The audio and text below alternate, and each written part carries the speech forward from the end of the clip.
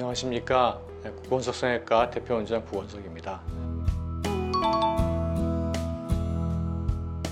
네, 이번에 소개할 사례는 3번의 수술을 하고 저희 병원에 왔고 그래서 온전하게 잘 수술을 마무리됐는데 또 다시 타병원에서 2번의 수술을 더해서 완전히 코가 무너져 가지고 다시 저희 병원에 오셔서 교정한 사례인데요.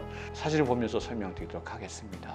저희 병원에 처음에 오셨을 때 사진인데요. 실리콘으로 20년 전에 수술을 하고 3년 전에 실리콘을 제거하고 귀여운 걸로 코끝 성형을 했는데 실리콘을 제거했음에도 불구하고 염증이 나타나서 구축이 초래됐습니다. 다시 연골까지 다 제거했고요. 마지막으로 2년 전에는 타 병원에서 또 역시 늑연골로 재수술까지 받았습니다. 늑연골로 코끝 성형만 한 것으로 보여집니다. 그럼에도 불구하고 제가 봤을 때 코끝에 늑연골이 너무 뾰족하고 비치고 피노키오 코처럼 코끝이 이렇게 꺾여서 올라가는 그리고 들려 보이는 그런 형태를 보이고 있었습니다. 제가 이제 코끝에 늑연골을 제거를 하고 기연골만으로 비주 지지대를 세우면서 콧대를 높이는 그런 수술을 했습니다. 이분은 저희 병원에서는 첫 번째지만 총 4번째 수술을 할 때에는 더 이상 늑연골을 쓰고 싶지 않다. 간단한 수술로 하기를 원한다. 이렇게 해서 사실 연장 이식이나 등등을 하지를 못했습니다. 코 모양을 어느 정도 직선형으로 이렇게 바꿀 수 있었습니다.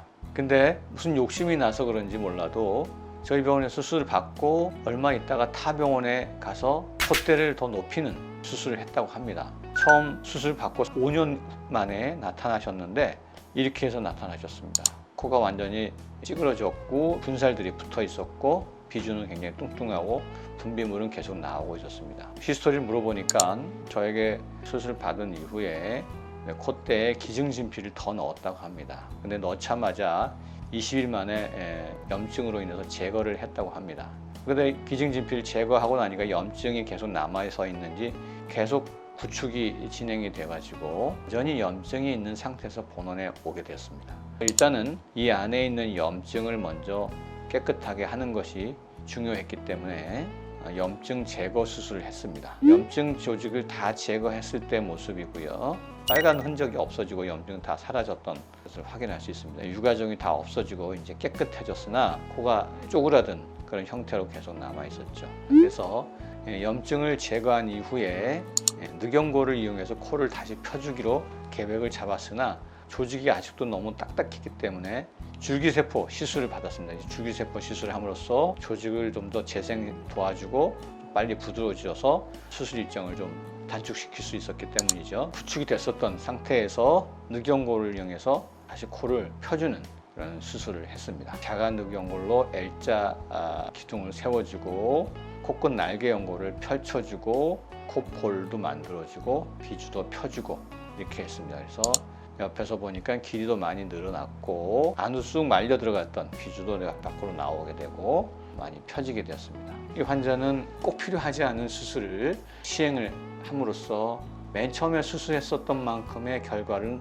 못 미쳐서 굉장히 좀 많이 아쉬웠던 그런 사례입니다. 정확한 진단과 올바른 수술 계획을 세우고 그것을 이행할 수 있는 수술 경험과 기술이 뒷받침되어야 그런 것을 충분히 갖춰야 된다. 이런 것을 다시 한번 실감할 수 있는 사례였습니다.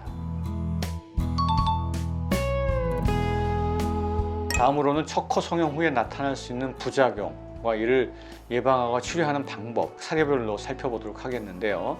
첫 번째, 염증 반응 사례들을 살펴보도록 하겠습니다. 고어텍스로 콧대를 세우고 귀연골로 코끝 성형을 했는데 비주에 염증이 생겨서 이렇게 상처가 벌어지고 뻘겋게 부풀어 오르고 분비물이 계속 나왔습니다. 그래서 할 수 없이 고어텍스와 귀연골 비주 지지대 이런 것들을 다 제거했던 경우입니다. 제거하고 나니까 말끔하게 코가 아물게 되고 다만 콧대가 낮아지고 코끝의 높이도 좀 아쉬움이 남아있으나 차후에 염증이 다 가라앉은 다음에 이에 대한 재수술 여부를 판단을 하면 되겠습니다. 두 번째 사례입니다. 매부리가 있어서 갈고 그 위에 실리콘으로 덮고 코끝은 귀연골로 성형을 했습니다. 물론 개방형 절개를 했고요. 그러나 수술한 지 몇 달 만에 이렇게 퉁퉁 붓고 미간도 붓고 염증 반응이 나타났습니다. 그래서 부을 때마다 항생제 복용하고 한 1년을 지내다가 그 후에 계속 호전이 안 됐기 때문에 불안해서 이것을 제거하는 수술을 했습니다. 그래서 실리콘과 귀연고를 모두 제거한 그런 사례입니다. 그래서 염증이 다시는 나타나지 않고 코 모양도 뭐 자연스럽습니다. 그러나 약간 코가 좀 들린 듯한, 짧아진 듯한 모습인데요. 이거는 수술한 지 얼마 되지 않기 때문에, 수축기 때문에 나타났던 현상이고, 그 후에 마사지를 통해서 정상적인 코 길이로 되돌아온 것을 확인할 수 있었습니다. 두 번째로는 코끝에서 연골이 비치는 현상을 말하는데요. 첫 번째 사례입니다.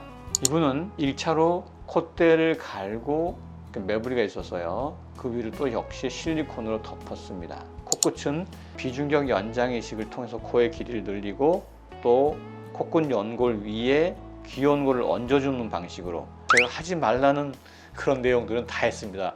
매부리를 갈고 그 위에 또 실리콘을 얹어 놓고 귀연골을 코끝 연골 위에 얹어주는 방식으로 수술하게 되죠. 그래서 그 이후에 실리콘만 뺐습니다.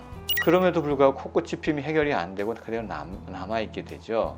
이 피막이 그대로 제거가 안 되었기 때문에 부축이 계속 진행되었던 게 아닌가 싶어서 개방을 해서 피막을 다 제거를 하고 비중격 연장 이식도 제거를 하고 좌측 찝혀있던 코끝 날개 연골을 펼쳐주고 코끝의 길이를 늘려주는 그런 회전 이식을 했습니다.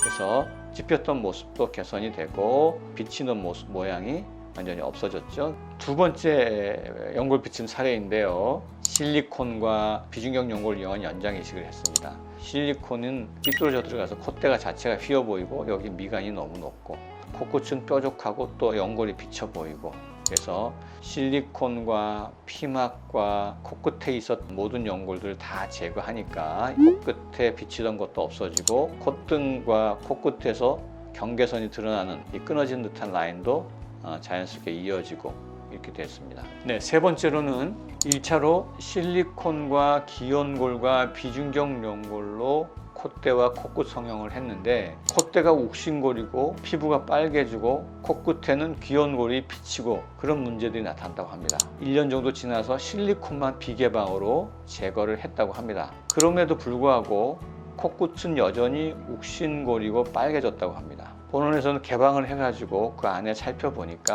실리콘 피막이 그대로 남아 있었고 코끝의 귀연골이 그대로 비치기 때문에 코끝의 귀연골과 비중격 연장 이식을 다 제거를 했습니다.